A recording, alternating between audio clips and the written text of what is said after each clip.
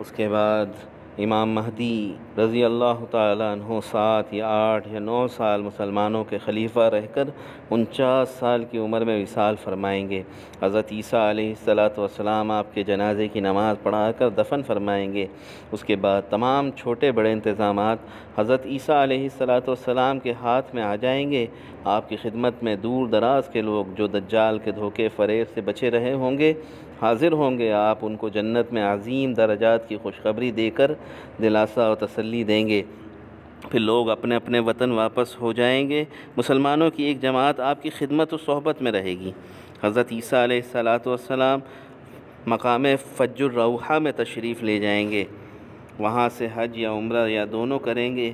فج الروحہ مدینہ طیبہ اور بدر کے درمیان ایک مقام ہے جو مدینہ طیبہ سے 6 میل پر واقع ہے، اور رسول اللہ صلی اللہ علیہ وسلم کے روضہ اقدس پر جا کر سلام عرض کریں گے، اور آپ صلی اللہ علیہ وسلم ان کے سلام کا جواب دیں گے۔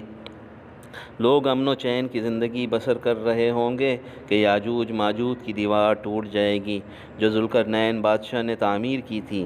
یاجوج ماجوج نکل پڑیں گے اور اتنی بڑی تعداد میں ہوں گے کہ وہ ہر بلندی سے اتریں گے اور تیز رفتاری کے باعث پھسلتے ہوئے معلوم ہوں گے۔ یاجوج ماجوج انسانوں ہی کے 2 بڑے بڑے وحشی قبیلوں کے نام ہیں۔ اللہ تعالیٰ کی طرف سے حضرت عیسیٰ علیہ السلام کو حکم ہوگا کہ وہ مسلمانوں کو کوہ طور کی طرف جمع کر لیں، کیونکہ یاجوج ماجوج کا مقابلہ کسی کے بس کا نہ ہوگا۔ وہ شہروں کو روند ڈالیں گے، زمین میں جہاں پہنچیں گے تباہی مچا دیں گے، اور جس پانی پر گزریں گے اسے پی کر ختم کر دیں گے۔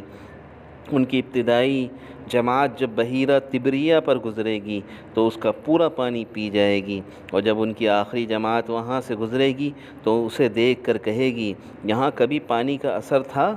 بالآخر یاجوج ماجوج کہیں گے کہ اہل زمین پر تو ہم غلبہ پا چکے، آؤ اب آسمان والوں سے جنگ کریں۔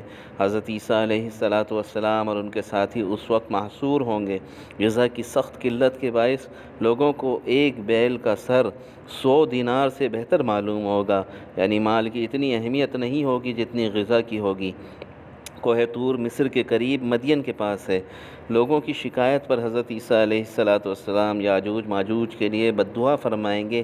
اللہ تعالیٰ ان کی گردنوں اور کانوں میں ایک کیڑا اور حلق میں ایک پھوڑا نکال دیں گے، جس سے جب سب کے جسم پھٹ جائیں گے اور وہ سب دفعتاً اچانک ہلاک ہو جائیں گے۔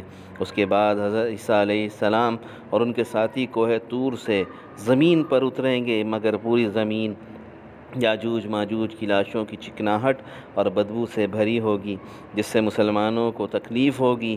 تو حضرت عیسیٰ علیہ السلام اور ان کے ساتھی دعا کریں گے، اللہ تعالیٰ ایک ہوا اور لمبی گردنوں والے بڑے بڑے پرندے بھیج دے گا جو ان کی لاشیں اٹھا اٹھا کر سمندر میں اور جہاں اللہ تعالیٰ چاہیں گے پھینک دیں گے۔ پھر اللہ تعالیٰ ایسی بارش برسائے گا جو زمین کو دھو کر آئینے کی طرح صاف کر دے گی، اور زمین اپنی اصلی حالت پر ثمرات و برکات سے بھر جائے گی۔ دنیا میں آپ کا نزول یعنی عیسیٰ علیہ السلام کا نزول اور آپ کا رہنا امام عادل اور حاکم منصف کی حیثیت سے ہوگا۔ اس امت میں آپ رسول اللہ صلی اللہ علیہ وسلم کے خلیفہ ہوں گے، چنانچہ آپ قرآن و حدیث اور اسلامی شریعت پر خود بھی عمل کریں گے اور لوگوں کو بھی اس پر چلائیں گے، اور نمازوں میں لوگوں کی امامت کریں گے۔ آپ کا نزول اس امت کے آخری دور میں ہوگا۔ نزول کے بعد دنیا میں 40 سال قیام کریں گے۔ اسلام کے دور اول کے بعد یہ اس امت کا بہترین دور ہوگا۔ آپ کے ساتھیوں کو اللہ تعالی جہنم کی آگ سے محفوظ رکھیں گے، اور جو لوگ اپنا دین بچانے کے لیے آپ سے جا ملیں گے وہ اللہ تعالیٰ کے نزدیک سب سے زیادہ محبوب ہوں گے۔ اس زمانے میں اسلام کے علاوہ دنیا کے تمام ادیان و مذاہب مٹ جائیں گے اور دنیا میں کوئی کافر باقی نہ رہے گا، اس لیے جہاد موقوف ہو جائے گا، اور نہ ہی خراج یعنی کافروں پر زرعی ٹیکس وصول کیا جائے گا، اور نہ ہی جزیہ یعنی کافروں پر سرکاری ٹیکس وصول کیا جائے گا۔ مال و زر لوگوں میں اتنا عام کر دیں گے کہ مال کو کوئی قبول نہ کرے گا۔ زکوٰۃ و صدقات کا لینا ختم ہو جائے گا، کیونکہ سب مالدار ہوں گے، زکوٰۃ لینے والا کوئی نہ ہوگا۔ لوگ ایسے دیندار ہو جائیں گے کہ ان کے نزدیک ایک سجدہ دنیا اور جو کچھ دنیا میں ہے ان سب سے بہتر ہوگا۔ 7 سال تک کسی بھی دو افراد کے درمیان عداوت نہ پائی جائے گی، سب کے دلوں سے بخل، کینہ، بغض، حسد نکل جائے گا۔